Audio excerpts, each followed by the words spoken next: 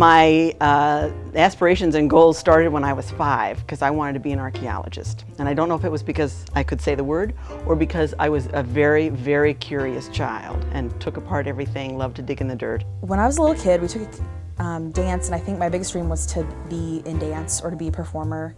I don't know, some of my best memories are playing in our house, doing like gymnastics with Chelsea, my sister, and we all had like our leotards and stuff because we were big into dance and gymnastics. I would probably want to be an art teacher because it's fun and I get to do things that I like to do, like drawing. I had the typical child aspirations of wanting to be my favorite superhero at that time, whether it be the X-Men, Ghostbusters, or a Ninja Turtle. I went through all those phases, and then wanted to be a fireman, but I think that's just based on the fact that I had a lot of toys that related to fire prevention. I probably wanted to be a farmer because that's what I knew. We lived in an open range country at that time. The cows ranged out on free range and I'd have to go bring them in. Always imagined I'd want to be a lawyer. Why, I don't know. 5 years old, I found out that my mom had been a teacher before she had raised her family, and then and there when I was 5, I decided I want to be a teacher just like my mommy. Like any young girl growing up, I fantasized. I also enjoyed singing so much that I dreamed I'd like to be a star. Either like a professional skateboarder or like a rock star or someone like that. Right now, Ethan's goals and dreams of being a skateboarder or a rock star, those are passions that he has right now and interests he has. He wants to be a famous skateboarder like Tony Hawk. I think that's a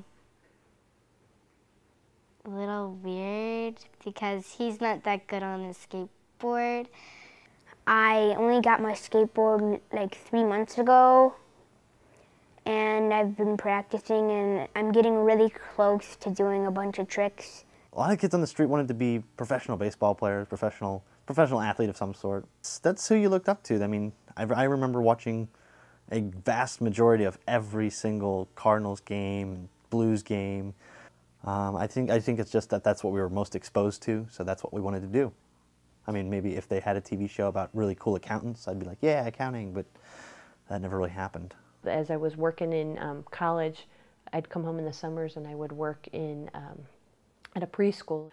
The sky was the limit for these young kids, and I think that's what I loved about them. They were like little human sponges learning about all this different stuff. But they had all these different dreams. They wanted to be astronauts, and they wanted to be ballerinas, and one of them, I remember one little girl specifically, she was going to grow up to be a princess. Back then, I mean, you based everything on your imagination. You didn't have that education to kind of give you that real-world reality check, if you will. It's not until later in life where you're like, wow, turns out I'm a little slower than the next guy. I'm probably not going to be able to make a bajillion dollars playing a game for a living. It's a different time. I wish I could. I kind of still do live in that area. If you had come probably 2 months ago, Ethan would have told you he wanted to be a herpetologist. And when Ethan was growing up, when he was littler, he wanted to be a daddy astronaut scientist. That's what he said he wanted to be. He is a phenomenal artist. And that's really where I see him going. I wouldn't keep him from doing what he wants to do and following his passions, but I think it's a temporary thing for him. Maybe if I keep practicing, I'll probably reach my goal someday. My goals at 15 changed quite a bit. By that time, I was more interested in animals, honestly. In school, we read the book called My Family and Other Animals by Gerald Durrell. I wanted to meet him. I think I probably wanted to marry him at some point. And he'd write these hilarious books, and those were the things that really inspired me. I can do this. I can, collect animals. I love animals too. I would probably be in New York in an apartment, preferably in the Village because it seemed really funky and cool. If I could just be in the chorus on Broadway show, I would have been the happiest girl in the whole world. I would have been a hockey announcer, traveling with a hockey team. At that point, the St. Louis Blues. I loved watching it. I collected hockey cards whenever I was collecting baseball cards. I should have grown up in Canada. I would have fit in better there, I think.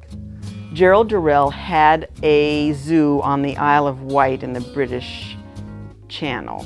And one summer when I was home from college, I decided that I would travel there. I was at the train station and I called my mother and I said, I am going to try to find Gerald Durrell's zoo on the Isle of, I think it was the Isle of Wight, or it was some island in the British Channel. I can't remember exactly what it was, but I told her I'm going to try to find the zoo and I'm going to go there. And she said, okay. She didn't say, well, you're going to have to come home and pack, or how are you going to do that, or how are you going to travel there. She didn't, no negative whatsoever. Wow, that sounds great, okay. I never did it, but I remember vividly her being so, yes, fine, that sounds like a great idea, go ahead. And that was, I thought, really brilliant encouragement. When you graduate from college, you're like, okay, now I have this degree that I worked for. I can go out and get that dream job that I wanted.